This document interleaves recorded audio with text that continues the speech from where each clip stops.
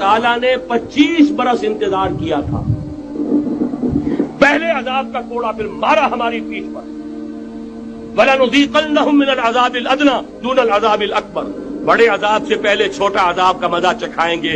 لَعَلَّهُمْ يَرْجِعُونَ, شاید کہ لوٹ آئیں.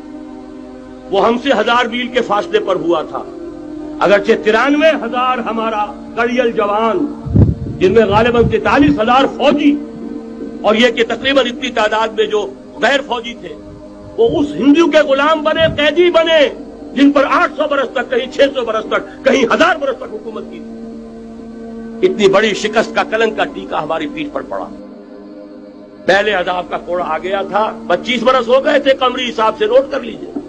یہ نہ سمجھیے 24.25 برس ہوئے تھے. 24.25 برس قمری حساب سے 25 برس تھے.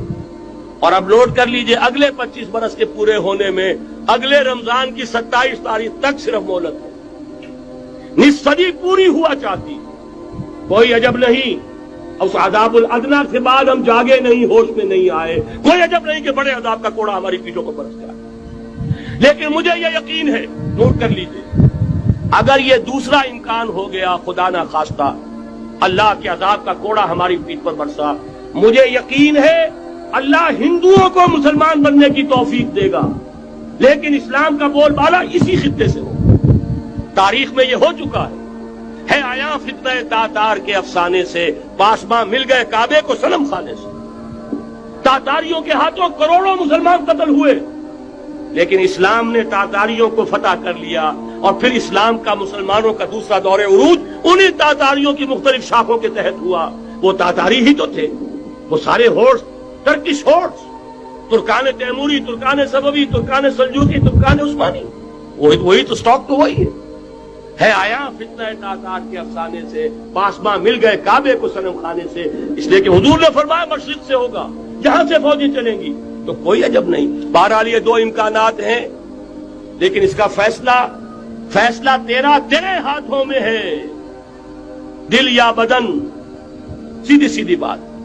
اگر تو اب بھی ہم ٹھیک ہو جائیں, جاگ جائیں, ہوش میں آ جائیں, قوم یونس کی طرح توبہ کر لیں, تو بغیر عذاب کے کوڑے کے رحمت خداوندی ہم پر سایہ کرے گی.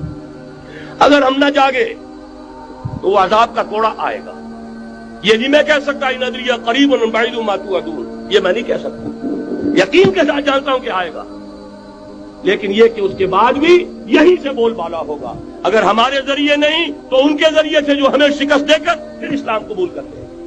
لیکن کیوں نہ پہلے ہی راستے پر چلنے کی کوشش کریں. وہ راستہ کیا ہے, بس صرف چند منٹوں میں اس کی میں وضاحت کر دوں گا, اس لیے کہ سارا ہمارا جوش بھی ہو, جذبہ بھی ہو, ارادہ بھی پیدا ہو جائے, کوئی لائن آف ایکشن سامنے نہ آئے تو پھر نتیجہ نہیں بنتا. پہلی بات میں مولانا سے معذرت کے ساتھ عرض کروں گا. مولانا نے فرمایا تھا کہ یہاں ایمان بہت ہے, نمازی اکثریت میں ہے. مجھے ادب کے ساتھ اختلاف ہے. ایمان نہیں ہے, یا قرآن جھوٹا ہے یا ہم میں ایمان نہیں ہے. قرآن کہتا انتم الاعلون ان کنتم مومنین, اگر تم مومن ہوگے تم ہی سربلند رہو. ہم تو سربلند نہیں ہیں, تو کیا کہیں گے قرآن جھوٹا ہے, ایمان نہیں ہے. ہمیں موروثی عقائد مل گئے ہیں اپنے والدین سے, ہم by birth, accident of birth مسلمان ہو گئے ہیں. ہم نے اسلام کی کوئی قیمت نہیں دی ہے, اسلام کو کوئی تکلیف جھیل کر اپنے لیے اختیار نہیں کیا ہے. پہلا مرحلہ ہے یا ایھا الذین آمنوا آمنوا باللہ ورسولہ والکتاب الذی نزل علی رسولہ. اے ایمان والو ایمان لاؤ. ایک درجے میں تو ایمان والے ہو کہ اقرار باللسان کر رہے ہو, آمنت باللہ کما ہوا باسمائہ وصفاتہ وقبلت جمیع احکامہ, اقرار باللسان وتصدیق بالقلب. آمنت باللہ وملائکتہ وکتبہ ورسلہ والقدر خیرہ وشرہ من اللہ تعالی والبعث بعد الموت. لیکن یہ اقرار باللسان ہے, کبھی ذرا دلوں میں جھانکو, تصدیق بالقلب ہے. تصدیق بالقلب ہو جائے تو زندگی کا نقشہ بدل جائے, سوچ بدل جائے, ترجیحات بدل جائیں. آج زندگی سب سے عزیز ہے, پھر شہادت کی موت اس سے کہیں زیادہ عزیز ہے. نشان مرد مومن بات گویم جو مرد آیت تبسم بر لبے اوس. تو پہلا مرحلہ ہے ایمان کی تجدید، ایمان کو تازہ کرو، ایمان کو تازہ کرو، اور اس کے لیے منبع اور سرچشمہ قرآن حکیم۔